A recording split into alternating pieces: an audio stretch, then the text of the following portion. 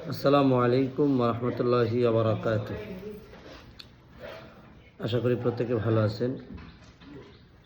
নরসিংদীতে যে দর্শকের এখনও অনেকেই ধরা পড়ে নাই, অনেককে আইনশৃঙ্খলা বাহিনী ইতিমধ্যে অ্যারেস্ট করেছে, বিভিন্ন ধরনের সংবাদ শোনা যাচ্ছে। মূল বিষয়টা হচ্ছে আসলে এগুলো তো পরের বিষয়। আগে আপনাকে এটা চিন্তা করা উচিত যে 15 বছরের একটা মেয়েকে বাবার সামনে থেকে নিয়ে দর্শন করার পর যখন হত্যা করে ফেলে রেখে চলে যায় দুর্বৃত্তরা, এমন একটা ভয়াবহ পরিস্থিতির মধ্যে যখন আমরা যাচ্ছি, এই দেশ যাচ্ছে, এটা গভীর উদ্বেগ এবং ভবিষ্যতের চিন্তার বিষয় যে আমাদের বোনেরা, আমাদের মায়েরা, আমাদের দেশ কতটুকু নিরাপদ।